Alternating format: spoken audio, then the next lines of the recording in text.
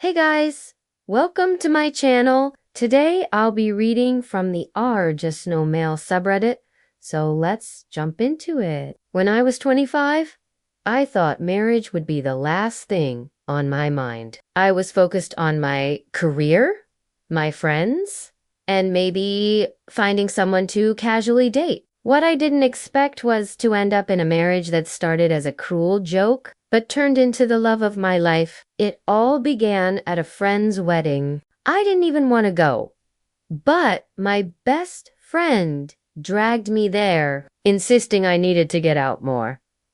That's when I met her. Her name was Serena. She was stunning long, dark hair, sharp jawline, and the kind of confidence that made everyone turn their head when she walked into a room. She was also arrogant, the type who smirked when she caught you staring. We exchanged a few words at the bar. Her eyes sparkled with mischief when she leaned in and said, "Careful! If you look at me like that, I might just marry you." I laughed, rolling my eyes. "Please? As if you'd ever want that?" But fate has a twisted sense of humor. A month later, I ran into her again at a mutual friend's party. This time, we talked more. She was funny, sharp, and surprisingly easy to be around. One drink turned into two, and before I knew it, we were spending more time together. Then came the shock. At a late-night dinner with some of her friends, I overheard one of them laughing. "I still can't believe you're actually going through with this bet. Who marries someone just to prove a point?" My stomach dropped. Later that night, I confronted her. "What did he mean? A bet?" Serena froze, guilt flashing in her eyes. Finally, she sighed. "Fine. It started as a bet with my friends. They dared me to marry someone within 6 months. I picked you because, well, you seemed like the least likely to say yes. I thought it would be funny." Her words cut deeper than I could have imagined. "So I'm just some joke to you," I choked out. She reached for my hand, but I pulled away. "It wasn't supposed to get this far," she whispered. "But then I started to fall for you." I should have walked away right then, but I didn't. Against all logic, we got married at a courthouse a week later. Part of me wanted to believe her when she said she cared.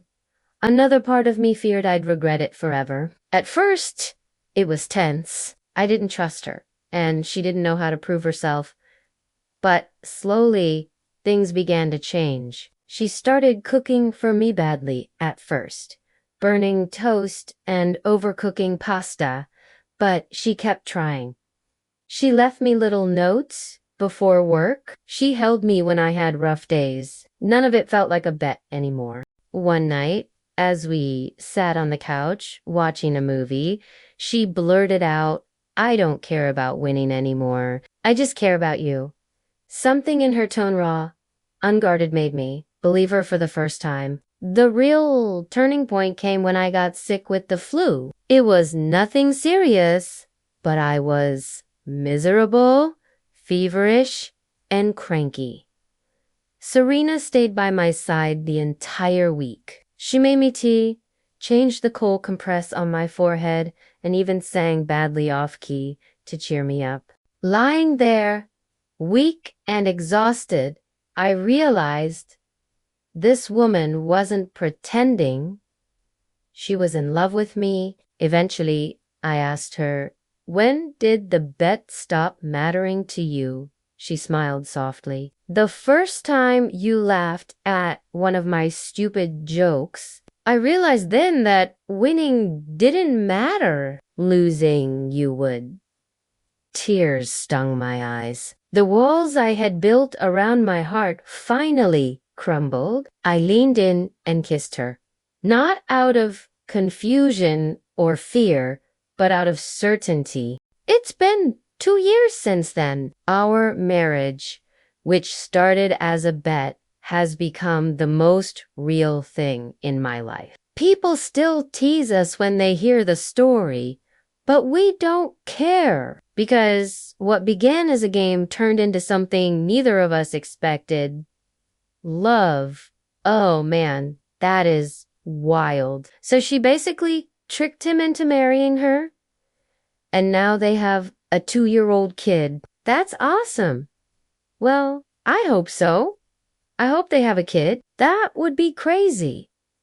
Maybe it's just a pet. I don't know. But either way, this guy Esli got turned upside down because he ran into a girl at a friend Eswedi. And yeah, I guess that's pretty cool. Now, sometimes you have to take a risk in order to find true love, which reminds me of our sponsor, Babel. Learning a new language can open many doors, whether it's for travel, business, or simply connecting with others. But with so many languages in the world, where do you even start? And honestly, it's not easy. I've tried learning Spanish on my own and it's super challenging, but I'm getting off track. The point is that learning a new language doesn't have to be overwhelming. With the right tools and mindset, it can be a fun and rewarding experience. And this is where Babel comes in. Babel is an amazing language learning app that offers bite-sized lessons designed to help you learn a new language faster and more effectively. I really like that. Bite-sized lessons, because sometimes when I want to learn a new language, I get so overwhelmed that I don't even know where to begin. So the fact that these are bite-sized and they're small and digestible, perfect for learning on the go. The lessons cover a variety of topics from basic greetings to more complex conversations, giving you a solid foundation in the language. One of the things that sets Babel apart from other language learning apps is its focus on practical conversational skills. The lessons are designed to help you communicate effectively in real-world situations. So whether you're traveling abroad or simply want to connect with friends and family who speak another language, Babel has you covered. It's perfect for any situation. And unlike other apps, Babel focuses on teaching you useful phrases and vocabulary that you'll actually use in everyday conversations. You'll be able to understand and use the most common expressions and phrases, making it easier to communicate with others. Plus, it's super easy to use and it's available on all devices. So you can learn a new language anywhere, anytime. Don't wait another day to start learning a new language. Sign up today and see how Babel can help you reach your language learning goals. And now let's get back to the video. What do you think the malicious compliance is here? I don't think there is one. This feels more like a wholesome story than anything else. This guy just fell in love with a girl who initially was gone, used him to win a bet. But I guess she ended up losing the bet and gaining a wife. So I'd say that's pretty good odds. Yeah, I agree. I don't pick up any malicious compliance vibes from this one. So maybe Opie will tell us in a comment. If he does, I'll make sure to read it. Also, I hope that they're still together. I think that would be pretty cool if they had a kid and they're like, oh yeah, our parents met at a friend's wedding. That's very sweet. Yeah, weddings are stressful enough as it is. I feel like a lot of crazy shit goes down at weddings. This is another great example of that. Eita for telling my fiance that she has to choose between me and her bridesmaids. I'll read that next. So if you like this content, please stay tuned for more. Thanks for watching, and I'll see you in the next Reddit story.